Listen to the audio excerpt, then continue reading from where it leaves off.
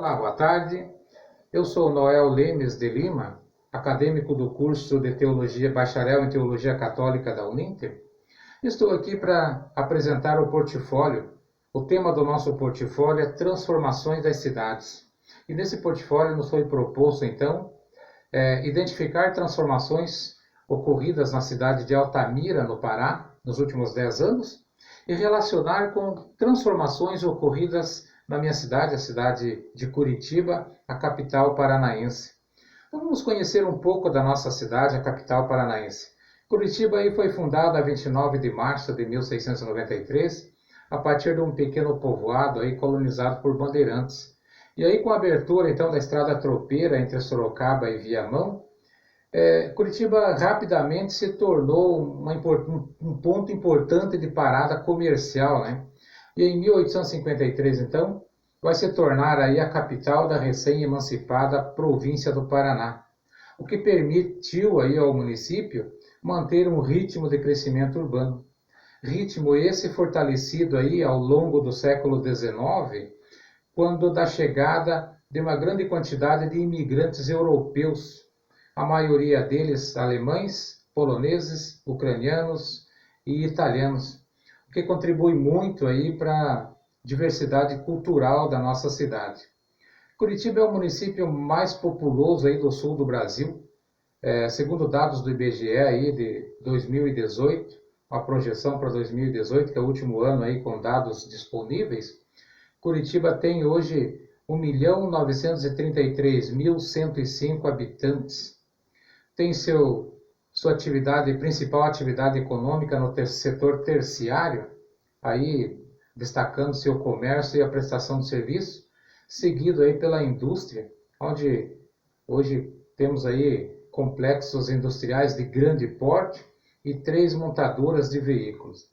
Mas a grande transformação da nossa cidade vai acontecer aí na década de 70, em plena ditadura militar, quando assume então a prefeitura o arquiteto e urbanista Jaime Lerner. Jaime Lerner, aí, a partir de um plano diretor para a cidade, ele desenvolve aí para Curitiba um modelo de transporte urbano bastante inovador, indo aí na contramão das grandes cidades como São Paulo, Rio de Janeiro. Lerner decide ignorar o metrô porque considerava caro e ineficiente. E decide então que os ônibus vão utilizar vias expressas exclusivas nas principais vias da cidade, já que Curitiba também é conhecido por suas ruas largas, né? Inaugurando então aí o sistema trinário, que é composto aí de uma via central expressa, exclusiva para os ônibus, ladeada por 2 vias mais calma, mais lenta, onde circulam os veículos, beneficiando aí o comércio ao redor, aí ao longo dessas vias. Esse sistema de transporte ele vai sofrer aí uma transformação no final da década de 80, início da década de 90, quando o Jaime Lerner então implanta as estações tubo, inaugurando também aí a linha direta, os nossos famosos ligeirinho. Entra em circulação também aí o ônibus biarticulado, né, a nossa expressão. E esse sistema de transporte, ele vai dar uma projeção internacional para a nossa cidade. Tanto que o sistema de transporte hoje da cidade de Bogotá, na Colômbia, o Transmilênio, ele foi inspirado no sistema de transporte nosso aqui. Então, nesse sentido, o Curitiba experimentou assim, diversos planos urbanísticos, né, que permitiram aí, transformações significativas, né, ao contrário aí, da cidade de Altamira, no Pará, que desde a sua fundação, em 1911, em novembro, 6 de novembro de 1911, a cidade hoje então está com 109 anos, uma cidade jovem em relação a Curitiba. Curitiba está com 323 anos. Ela sofre uma espécie de abandono estrutural aí, meio que crônico, já que ela não possui nem um acesso rodoviário pavimentado, sendo que o único acesso à cidade de Altamira é pela BR-230, a Transamazônica, e que nas épocas das chuvas deixa aí a cidade isolada, o que gera aí uma atrofia econômica no município. E isso vai trazer consequências graves nas estruturas sociais da cidade, como aí uma alta taxa de analfabetismo, um sistema de saúde precário, onde doenças como a dengue, por exemplo, aí causam estragos na população, e um sistema de segurança pública ineficiente aí, que contribui muito aí para o alto índice de violência da cidade, né? Então, falar das transformações de Altamira nos últimos 10 anos não é possível sem citar a construção da usina hidrelétrica de Belo Monte. Belo Monte é uma obra que chegou aí com a promessa de gerar um grande desenvolvimento, não só para Altamira, mas para toda a região, né? Mas isso não aconteceu de maneira efetiva. Trouxe sim algum desenvolvimento, mas também, na mesma proporção, trouxe problemas. Porque pensem,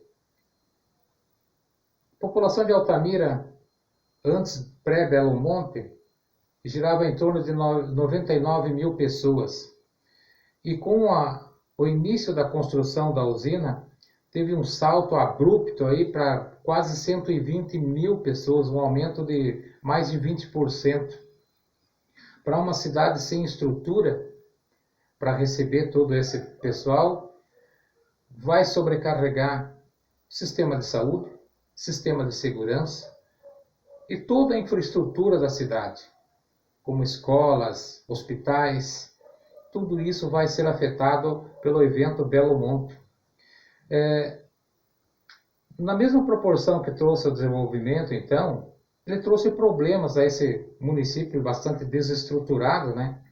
E com o empreendimento, então, para a construção desse empreendimento, foi preciso remover a população ribeirinha que vivia nas áreas alagadas, nas palafitas, e nesse processo de realocação, de reassentamento dessas pessoas, segundo os pesquisadores locais e algumas lideranças locais, a relação de vizinhança não foram respeitadas.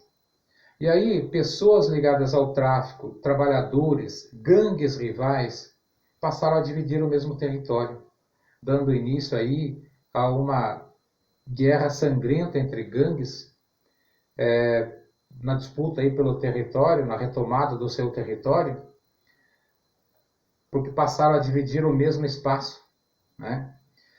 O que rendeu então a Altamira em 2017, aí, segundo a IPEA, o Índice de Pesquisa Econômica Aplicada, o Atlas da Violência, o título de cidade mais violenta do país, né?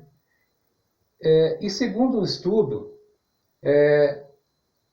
diz que o número de homicídio está diretamente ligado à construção da usina de Belo Monte, já que as relações de poder característicos da área onde as pessoas moravam foram ignoradas.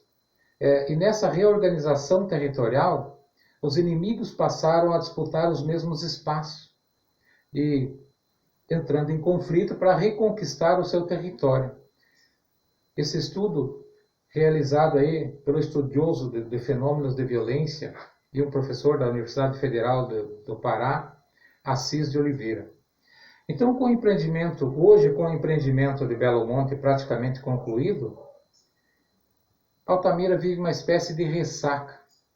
O fervor econômico perdeu força, há muitos comércios fechando a porta, o boom imobiliário acabou, mas não sem antes empurrar de volta para as palafitas, para as periferias, aquelas pessoas que não conseguiram acompanhar aí a alta dos aluguéis.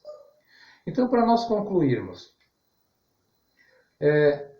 Curitiba, de 2010 a 2018, segundo o IPEA, o Índice de Pesquisa Econômica Aplicada, o Atlas da Violência, conseguiu reduzir aí a taxa de homicídio por 100 mil habitantes, que era de 31,4% para 24,6%.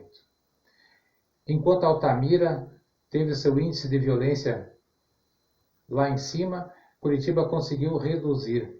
Mas isso tudo também pelo evento Copa do Mundo, que a partir de 2010 aí, Curitiba recebe aí grandes cifras em investimentos estruturais, principalmente aí na sua malha viária, que podemos citar entre as principais a Avenida Comendador Franco, mais conhecida aqui como Avenida das Torres, porque tinha em seu meio, seu canteiro central, torres de transmissão de alta tensão, e essas torres foram retiradas para uma transmissão subterrânea.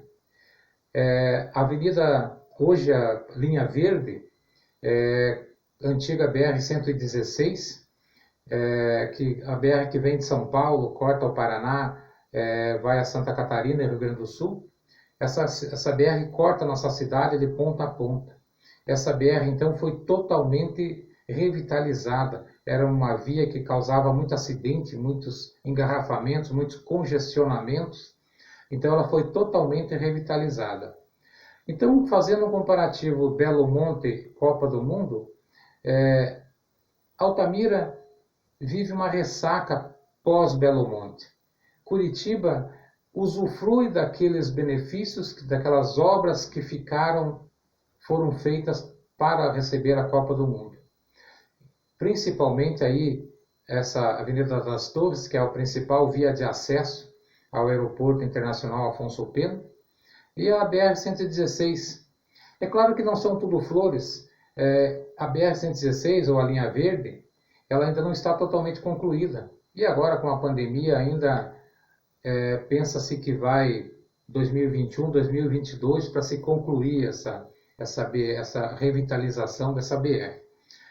O que traz aí muitos transtornos também para o comércio aí, que ao longo dessa BR.